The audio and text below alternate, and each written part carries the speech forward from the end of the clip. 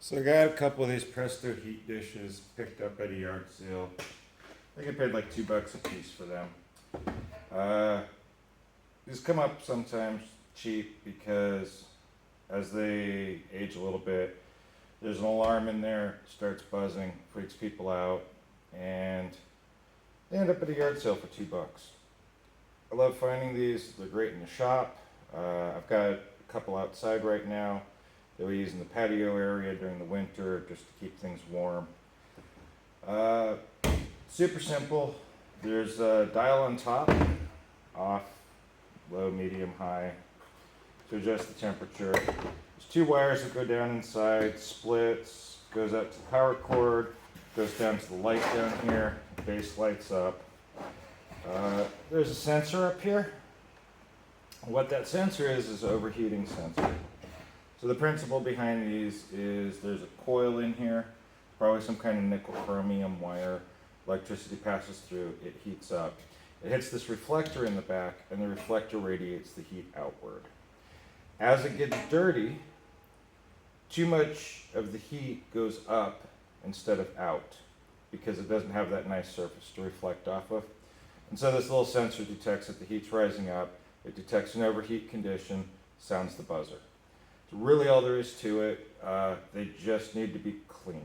You need a clean surface for the light to reflect, or for the heat to reflect properly. So normally you would just take a paper towel or something, put it on the end of a screwdriver, run it down inside, clean it out, or hit it with some compressed air.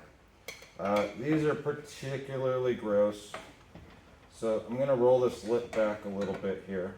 And we're going to see if we can pop out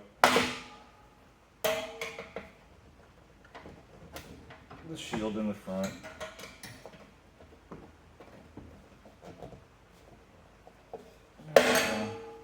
It's just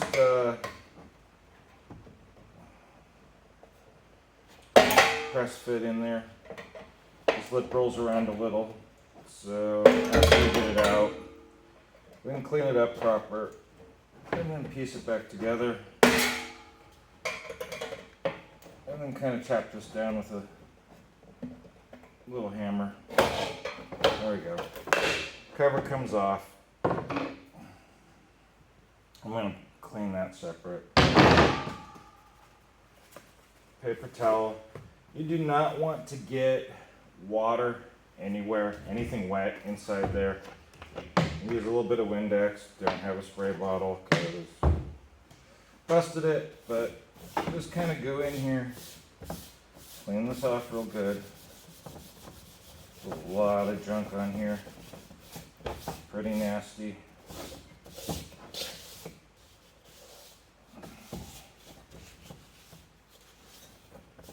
Make sure, obviously, it's cool when you do this. You don't want to burn yourself. You don't want to do this on a hot coil. Normally, you can do this without removing the guard in the front, but it takes a little longer. That's kind of a pain. Yeah, you can see that's gross. There's still some chunkies in there.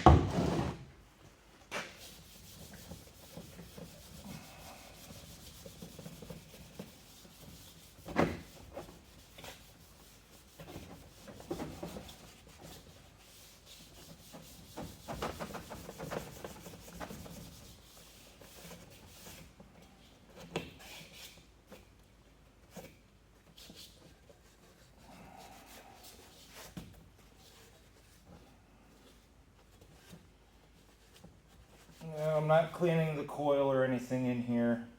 I'm going to hit this with some compressed air later, blow out any dust that's left.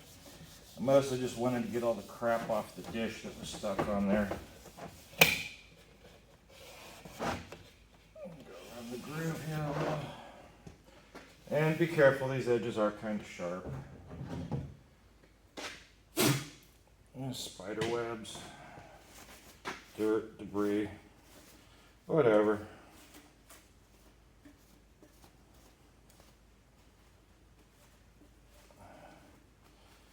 And obviously after this video I'm going to go through and clean up the outside of the cage some.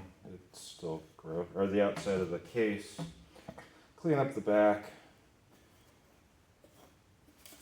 But for the purposes of making it work, this is good enough for now. Get all the crap off of there.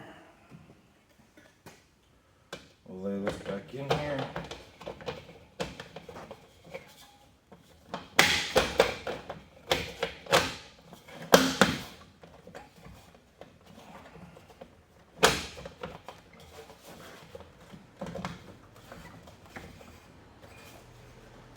Make sure that it's seated all the way around. It is not.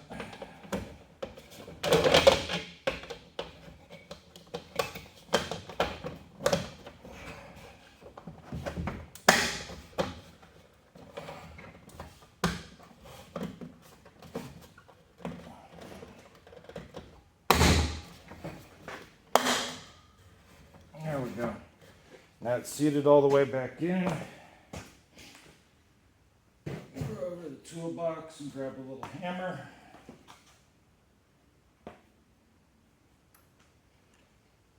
And I'll add my little hammers.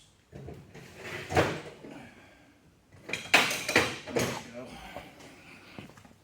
I'm just going to use a little flat hammer. Tap this back down.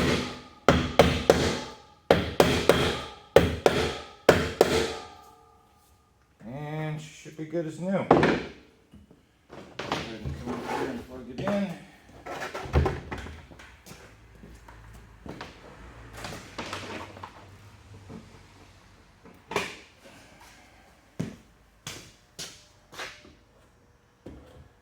Run it to high.